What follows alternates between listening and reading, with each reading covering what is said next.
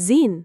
لو قلتلك في ناس بتصحى 5 الصبح مش عشان الشغل ولا المواصلات ولا حتى الجامعة، هتصدق؟ يعني بيصحوا 5 الصبح بمزاجهم؟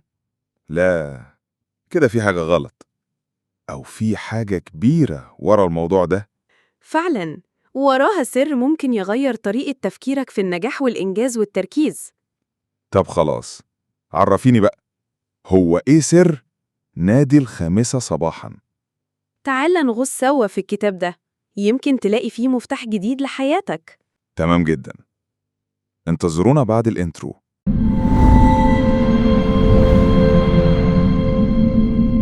أهلا بيكم في استكشاف جديد لمادة شيقة جدا معانا النهاردة.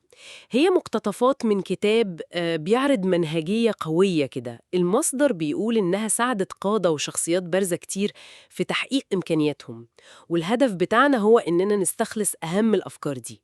فعلا، النقطة الجوهرية في المصدر ده بتدور حول إن القدرة على الأداء الاستثنائي يعني مش حكر على حد معين، وممكن لأي شخص إنه يوصل للمستوى ده لو اتبع مسار معين. فمهمتنا النهاردة نشوف إيه هي الركائز الأساسية للمسار ده زي ما المصدر بيعرضها. والمثير للاهتمام فعلا في المصدر ده هو الطريقة اللي بيقدم بيها الأفكار بتاعته، أسلوب قصصي شوية، صح؟ يعني بنلاقي الشخصيات ممكن تبان غريبة كده، زي مثلا شخص فقير بس معاه ساعة غالية قوي، وملياردير يعني غريب الأطوار شوية. وبيقدم الدروس بتاعته في أماكن مختلفة، موريشيس بقى وروما وحتى جزيرة روبن كمان. بالظبط. الأسلوب ده بيخدم الفكرة الأساسية، بيخلي المفاهيم توصل أسهل. ويمكن المفهوم الأبرز والأكثر عملية هو نظام نادي الخامسة صباحاً. المصدر بيعتبره ده يعني حجر الزاوية عشان تبني يوم استثنائي. الفكرة ببساطة، بصي، هي تقسيم أول ساعة في اليوم من 5 ل 6 الصبح كده تتقسم ل3 فقرات متساوية: 20 دقيقة حركة، 20 دقيقة تفكير والتخطيط، و20 دقيقة تعلم ونمو. أها، وهنا بقى التفاصيل الصغيرة دي بتفرق قوي. المصدر مش قصده إن الواحد يصحى بدري وخلاص، لأ، بيوضح إن فترة الحركة الأولى دي مثلا هي مش مجرد رياضة عادية، دي طريقة عشان الجسم يتخلص من الكورتيزول اللي هو هرمون التوتر، وتزود مادة اسمها BDNF، ودي بتغذي المخ. وده بيجهز الواحد إنه يركز أكتر ويبقى ذهنه صافي لباقي الساعة وباقي اليوم كله كمان. نقطة مهمة جدا دي. وال20 دقيقة التانية اللي هي بتاعت التفكير والتخطيط أو التأمل، المصدر بيربطها بفكرة الوصول لحالة سلام داخلي، وإن الواحد يحدد أولوياته بوضوح كده قبل ما دوشة اليوم وزحمته تبتدي. وال20 دقيقة الأخيرة المخصصة للنمو، دي ممكن تكون أي حاجة، ممكن قراية، ممكن تسمع بودكاست مفيد، أي نشاط يوسع المدارك يعني. المصدر كمان بيشير لحاجات تانية زي محاور التركيز الأربعة لصنار التاريخ، وبيلمح إن منها مثلا التركيز على الصحة الجسدية كأساس لكل حاجة تانية. ممكن نوضح النقطة دي أكتر؟ صحيح، هو بيقدم 4 محاور أساسية بيعتبرها ضرورية لأي حد عايز يتميز بشكل مستمر، من ضمنها الهيلث سيت، أو زي ما بنقول عقلية الصحة.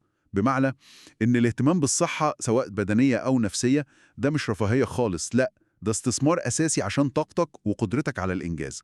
وبيتكلم كمان عن أهمية المايند سيت، يعني العقلية تكون إيجابية ومرنة. الهدف في الآخر هو إنك تبني منظومة داخلية قوية. مم. وده بياخدنا لنقطة تانية محورية قوي في المصدر ده، اللي هي الفرق بين القوة الحقيقية اللي بتيجي من جوانا زي الانضباط وتطوير الموهبة مثلا، وبين المظاهر الخارجية بقى زي الشهرة أو الفلوس. الشخصيات اللي في القصة بتتعلم الدرس ده واحدة واحدة. تماما. المصدر على فكرة بيحذر كتير قوي من الانشغال بالمشتتات الرقمية والحياة السطحية اللي بتضيع الوقت والطاقة الذهنية على الفاضي. التركيز على العمق، على بناء نفسك من جوه، هو ده اللي بيولد إنجازات ليها قيمة حقيقية وتأثير مستدام. وفي اقتباسات كده بتلخص المعنى ده بقوة، زي كلام الفيلسوف إبيكتيتوس اللي المصدر بيستشهد بيه كتير: إحنا مش بنتأثر بالأحداث نفسها قد ما بنتأثر بآرائنا وتفسيراتنا للأحداث دي. وده ماشي قوي مع فكرة التحكم الداخلي اللي المصدر بيركز عليها. والأفكار اللي زي دي، زي اقتباس إبيكتيتوس، بتخدم الفكرة المحورية للمصدر كله، وهي إن عشان توصل لإمكانياتك الكامنة ده محتاج وعي والتزام يومي. التزام بأنظمة واضحة زي نظام الخمسة صباحاً ده. الموضوع مش مجرد إنك تقرأ أو تعرف معلومة وخلاص، الأهم هو التطبيق العملي والمستمر. بناء العادات القوية والتركيز على النمو الداخلي هو ده مفتاح القوة والنجاح الحقيقي، على الأقل حسب رؤية المصدر ده. مفهوم جدا. طيب لو حبينا نسيب المستمع بفكرة أخيرة يتأمل فيها بعد استعراضنا للمصدر ده، المصدر بيربط فكرة الموت بأهمية إن الواحد يستغل كل لحظة. يمكن السؤال اللي ممكن يفضل معانا هو: يا ترى كام فرصة عظيمة أو فكرة مبتكرة ممكن تكون مستنية شروق شمس بكرة؟ وكل اللي هي محتاجاه هو قرار مننا إننا نصحى بدري شوية بس عشان نكتشفها.